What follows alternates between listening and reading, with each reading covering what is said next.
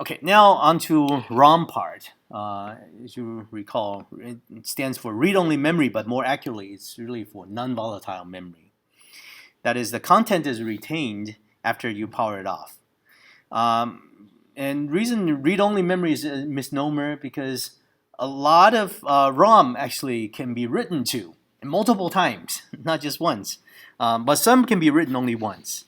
Well, of course, no, there are some that are truly read-only. You cannot possibly write to certain ROM, but those tend to be more rare. Okay, and there are different types of ROM, including P-ROM, OTP-ROM, EEPROM, UV EEPROM, double EEPROM, Flash, mask ROM, and so forth. So PROM is programmable ROM. By programmable, that means you can write content to it. Well, you means whoever buys the chip. Okay, and now OTP stands for one-time programmable. Now, so inside an OTP ROM has these fuses. You know what a fuse is? So that's in a car or at home. Like home now have more of these switches now. So if you draw too much power, the trip trip the switch. And oh no, okay, I'll go and reset it, right? But before they didn't have that. They have fuse. A fuse will melt and then cut the. It's as a safety protection, right? If you have a short circuit or draw too much power, it burns the fuse, so disconnect you, right? That's what a fuse is. Now, for ROM, there's a way to basically write the content once if it has these fuses. So you can selectively decide if it should be a 0 or 1. And then one of them, you can leave the fuse connected. In other cases, you burn the fuse. That is, you apply high current, just like in the case you draw too much power from your wall. And so fuse is a kind of soft metal, right? And if you run too much current through it, the heat will melt it and disconnect it, right? And so that's why when people say like to program it, sometimes they say to burn it, right? Or like your DVD or CD, you burn a DVD or burn a CD. This is where it came from. So before it actually burned, literally burning and melting it, right, with enough heat.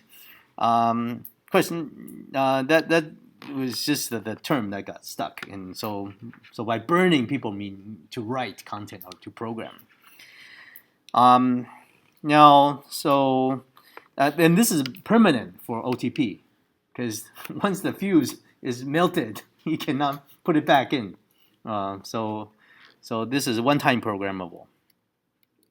But that's not entirely true either, because there are other fuses that have not been burned. So technically speaking, you could burn it another time. You can only burn the ones that haven't been burned.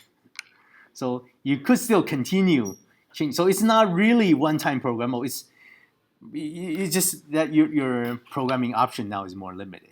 So you could still burn the unburned ones, and eventually, if everything is all burned, then okay, sorry, you can't change it anymore, right? Okay, so keep that concept in mind because that is true with flash memory as well, to a certain extent. Now, double EEPROM and UV EEPROM. So now double EEPROM stands for, EEPROM first, and then we go to double EEPROM. EEPROM stands for erasable PROM. Now, so this actually means to program it electrically rather than to use fuses. So this has to do with the semiconductor device technology. And you can design it so that the semiconductor device will usually not conduct unless you apply a strong enough voltage. And then that forces the charge to jump over to a well on one side, and then that traps the charge. And then if you normally don't apply the high voltage, then yeah, then it retains that charge. It will not leak very much, and the content can usually last a long, long time. Okay, and so electrically programmable means you design the semiconductor device, and then to program it, you apply a high voltage. That's what writes the content into it. It retains the content. Now, then that allows it to be erased because then you apply a high voltage again. That allows you to then remove or deposit charges, right? And that's how erasing can be done.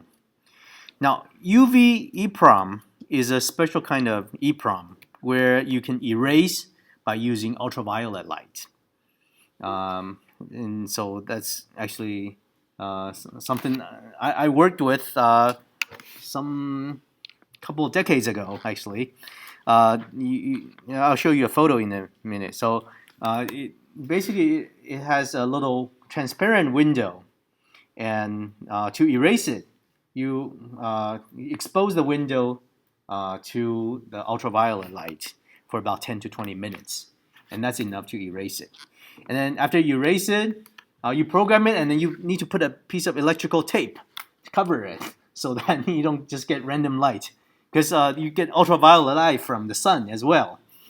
So the tape is to protect it from just ambient light erasure. And then there's an eraser. So what does that look like? I'll show you in maybe the next slide. But okay, and then double EEPROM is electrically erasable PROM. Okay, so that means in addition to being electrically programmable, it's electrically erasable. So that means you don't have to actually put it in the ultraviolet eraser, which is actually a lot of trouble. This means that it can be in the system. You don't have to remove the chip just to erase it.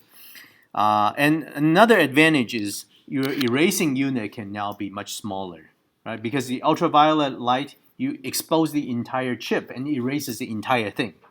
Whereas double EEPROM, you can erase only a unit, like a word, a few bytes at a time, rather than the whole memory. Okay, so